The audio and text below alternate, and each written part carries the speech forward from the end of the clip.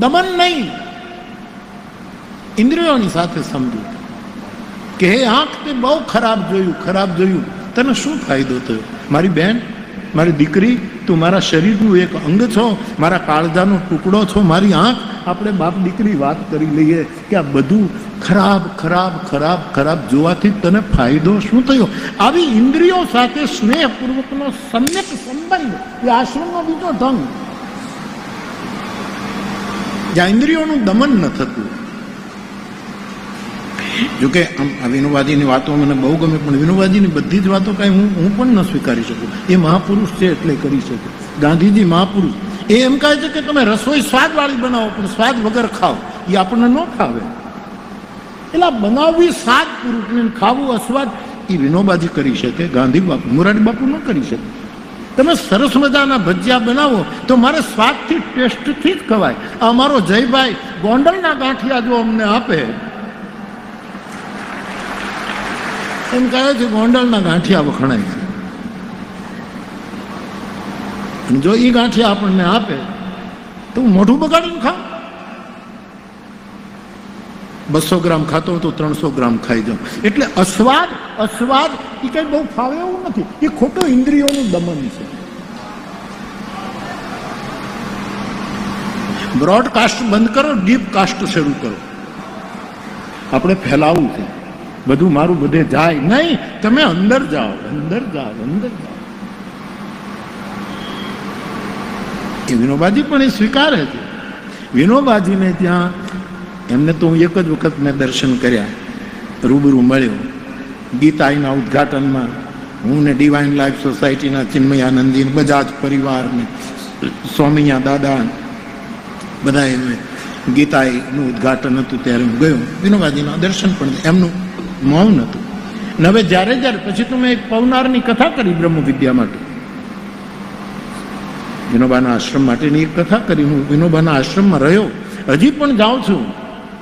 એના ખેતરમાં આજુબાજુમાં એક દિવસ પૂરતીનું ઘાસપૂસની ઝૂંપડી બનાવીને રહું છું, અને જમવા જાઉં છું વિનોબાજીના આશ્રમમાં, જ્યાં ભોજન એ લોકોની જે સાદગીપૂર્વક સીધી સાદી રસોઈ હોય છે, એમાં કદાચ સ્વાદ ઓછો હોય પણ હું સ્વાદથી ખાઉં. આપણી લાળ જેમાં ભળે ને એ સ્વાદ ઉત્પન્ન કરે. આ તો આપણે વિજ્ઞાનમાં ભણાવતા હતા ને, શરીર શાસ્ત્રમાં ગુણ.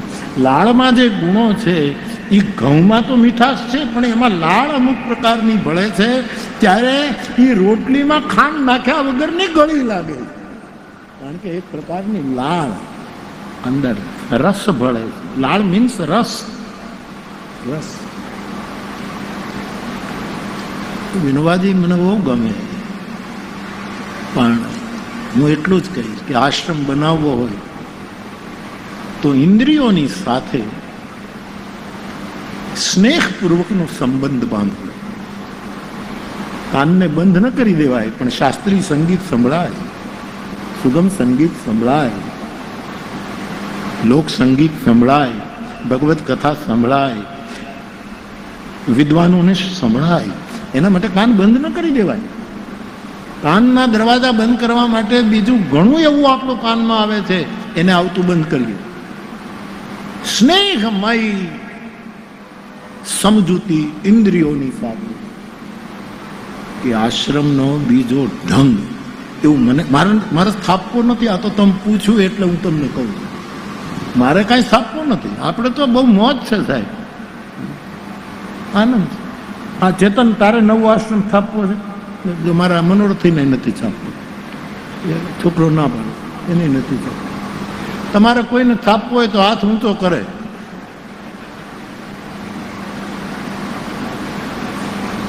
કોઈને નથી.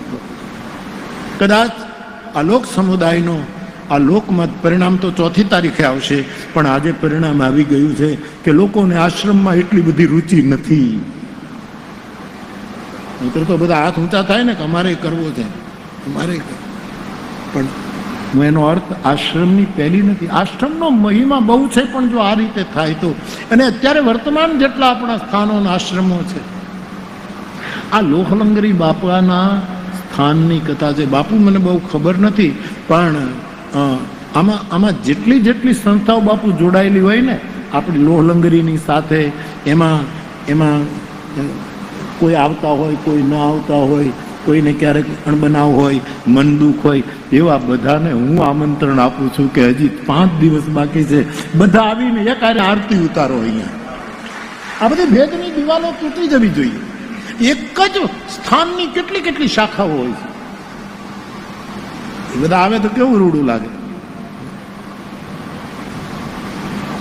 સાધુના બાળક તરીકે હું પ્રાર્થના કરું, બધા આવે 2-3 દિવસમાં અને રામાયણજીની આરતી ઉતારે અને હું તમારા દર્શન કરું.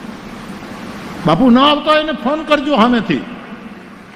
મોરારી બાપુ રાજી થશે, આવો મારા બાપ આવો. બધા ભેદ, બધી ભૂલોને વિસરી અને આપણે એક ન થઈ શકીએ તો આ લોહલંગરી બાપાને આનાથી વધારે મોટી કોઈ અંજલિ નહીં હોઈ શકે. સાહેબ, અન્ન ક્ષેત્ર તો ચાલુ જ છે, વધારે એનો વિસ્તાર થાય આપણે ઈચ્છીએ, મંદિરનું નિર્માણ થાય આપણે ઈચ્છીએ, પણ એક વૈચારિક જો નિર્માણ થાય, એક સેતુ બંધ બને, એની પણ બહુ જ જરૂર છે.